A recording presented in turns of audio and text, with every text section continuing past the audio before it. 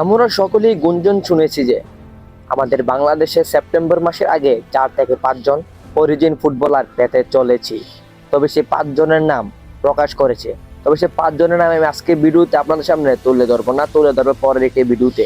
তবে আমি থাম্বনেলে অবশ্যই বলেছি যে 4 থেকে 5 দিনের মধ্যে বাংলাদেশে আদাম আব্বাস আসতে চলেছে।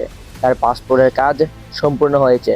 তবে আপনাদের মনে প্রশ্ন জাগতে পারে এবং প্রশ্ন জেগেছে যে আদাম আব্বাস কি সাব চ্যাম্পিয়নশিপের হয়ে খেলবে নাকি আন্ডার 20 দলের হয়ে খেলবে, এবং জাতীয় দলের হয়ে কেন প্রয়োজন এবং আন্ডার 20 দলের হয়ে কেন তাকে রাখছে তা নিয়ে রয়েছে বিস্তারিত ভিডিওতে।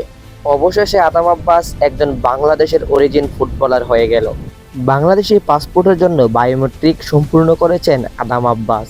কিছুদিনের মধ্যে পাসপোর্ট হাতে পেয়ে গেলে বাংলাদেশে চলে আসবে অ্যাডাম আব্বাস। কিন্তু প্রশ্ন হলো, অ্যাডাম আব্বাস কি বাংলাদেশের হয়ে সাব চ্যাম্পিয়নশিপ খেলবেন নাকি আন্ডার 21 দলের হয়ে এশিয়া কাপ উজবেকিস্তানে গিয়ে খেলবে? বাফুফে চাই প্রত্যেক অরিজিন ফুটবলারকে ন্যাশনাল টিমের প্রথমে সুযোগ না দিতে।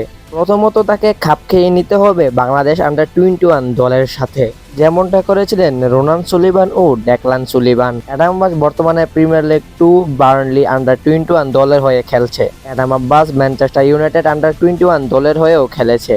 অ্যাডাম আব্বাসকে বলা হচ্ছে বাংলার মাইকেল অলিজে।